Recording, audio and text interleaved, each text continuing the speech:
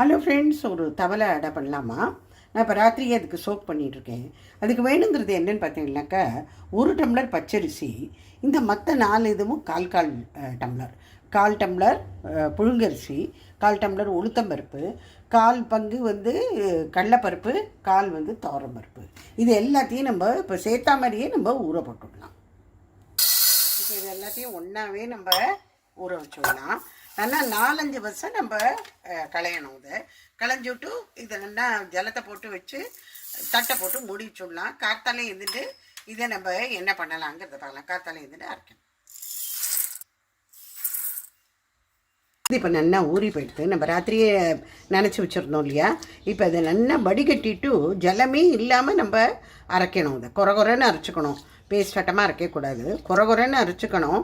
ஜலம் வேணும்னா நடுப்புற கொஞ்சம் கொஞ்சம் ஒரு ஸ்பூன் இப்படி தெளிச்சா மாதிரி பண்ணிக்கணும். அவ்வளோதான். வடிகட்டி போட்டோம். நான் கிரைண்டரில் அரைக்கல, மிக்சியில் ஒரு 2-3 ட்ரிப்பாக போட்டு அரைக்கணும். பரவாயில்ல, ஏன்னா இது வெறும் குறைன்னு தானே அரைக்கணும். அதுக்கு எதுக்கு கிரைண்டர்னு நான் போடலை. அதை கொஞ்சம் விட்டு விட்டு அரைச்சிக்கோங்க. ஒரேடியாக அரைச்சல்னா ரொம்ப மசிஞ்சு விடும். இதை இந்த மாதிரிங்க ஜலமே இல்லாமல் இந்த மாதிரி அரைச்சிக்கணும். கெட்டியாக அரைச்சிக்கணும். குறைன்னு அரைச்சிக்கணும். இதில் உப்பு மாத்திரம் போட்டு நல்லா கிளறி பெசரி வச்சுருங்க. ஒரு 5-6 ஹவர்ஸ் இது இருக்கணும். கொஞ்சமாக புளிக்கணும்.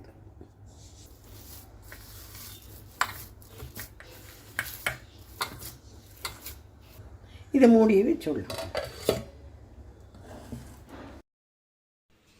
இந்த தவளை அடைக்க அரைச்சி வச்சுருந்தோம் இல்லையா? பாருங்க. இப்போ இந்த தவளை அடை எப்படி பண்ணுறதுங்கிறத நம்ம பார்க்கலாம். வாங்க.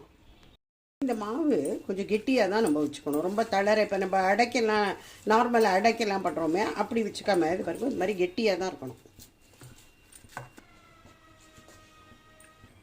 இப்போ நம்ம இதுக்கு தாளித்து கொட்டணும். இதுக்கு கொஞ்சம் எண்ணெய் நிறையா தான் ஆகும். தோசை மாதிரிலாம் இல்லை, இதுக்கு கொஞ்சம் எண்ணெய் நிறையா ஆகும். நான் இங்கே 2 டேபிள் ஸ்பூன் கிரவுண்ட்நட் ஆயில் விட்டுருக்கேன். அதில் கடுகு, கடலைப்பருப்பு, உளுத்தம்பருப்பு 2 தாராளமாக ஒரு டீஸ்பூன் போடலாம். மிளகும் போட்டுருக்கேன். கொஞ்சம் பெருங்காயம், பொடியாக நறுக்கின பச்சை மிளகா, கருவேப்பிலை.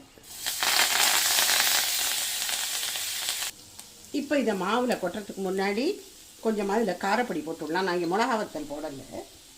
அது சீரகமும் கடைசியில் போட்டால் போதும். கொஞ்சம்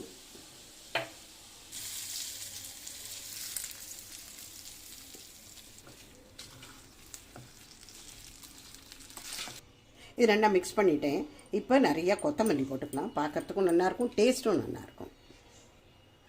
இந்த மாதிரி ஒரு குழிவான கடாயில் கொஞ்சம் நிறையா எண்ணெயை விட்டு இதை நம்ம இது தோசைக்கல்லில் பண்ண மாட்டேன். யூஸ்வலாக வெங்கல பானை, அந்த ஏந்தெல்லாம் இருக்கணும், அந்த மாதிரி பானை மாதிரி இருக்கிற ஒரு இதில் தான் பண்ணுவாள். எங்கிட்ட அந்த மாதிரி இல்லை. அதனால் அந்த அலுமினியம் கடாய் என்கிட்ட நல்லா குழிவாக ஒன்று இருக்குது, அதில் பண்ணிகிட்ருக்கேன். எப்படி போட்டுன்றணும். அப்புறம் அதை நல்லா ஸ்ப்ரெட் பண்ணிடுறோம்.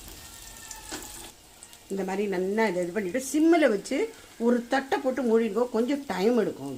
இது ஒரு போல் வேகணும் இல்லையா? நல்லா திக்காக வேற ஊற்றிருக்கோம். பருப்பெல்லாம் வேறு இருக்குது, வேகணும், நல்லா ரோஸ்ட் ஆகணும்.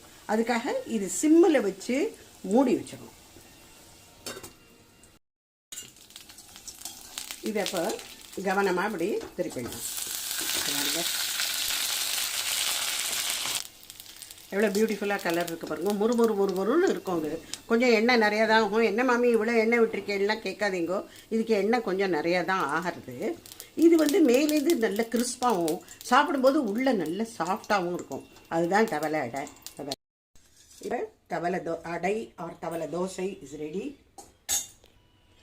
இந்த டிஃபனுக்கு ரொம்ப பெருசாக சைட் டிஷ்லாம் ஒன்றும் தேவையில்லைன்னு இதுவே ஒரு ஹோல்சம் ஃபுட்டு தான் இது. எனக்கு இதுக்கு மேலே இன்னும் ரொம்ப பெருசாக சட்னிலாம் பண்ணணுங்கிற அவசியம் இல்லை. இருந்தாலும் நான் இன்றைக்கி இங்கே கொஞ்சம் வெல்லம் வச்சுருக்கேன். நிறையா பேருக்கு வெல்லம் காம்பினேஷன் ரொம்ப பிடிக்கும். அதனால் வெல்லம் வச்சுருக்கேன். ஒரு தேங்காய் சட்னி.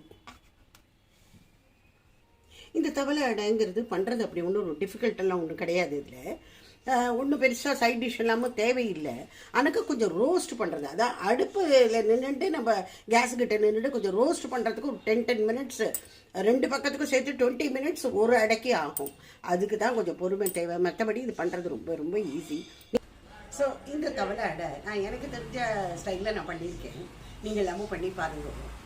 பண்ணி பார்த்துட்டு எனக்கு ஃபீட்பேக் கண்டிப்பாக கொடுக்கும். ஓகேயா? இது வந்து ரொம்ப அதிகமாகலாம் சாப்பிட முடியாது.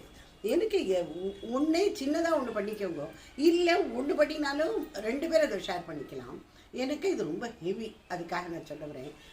நம்ம சாதாரண அடை தட்டுறோம் பாருங்க தோசைக்கல்லில், அதுவே உங்களுக்கு ஹெவி தான். ஒன்று மேலே யாராலையும் சாப்பிட முடியாது. இத்தனைக்கு நம்ம மெல்லிஸாக வேறு தட்டுவோம். இது அந்த மாதிரி டபுள் இது. அதனால் பார்த்து சாப்பிடுவோம். ஓகேயா? Bye friends.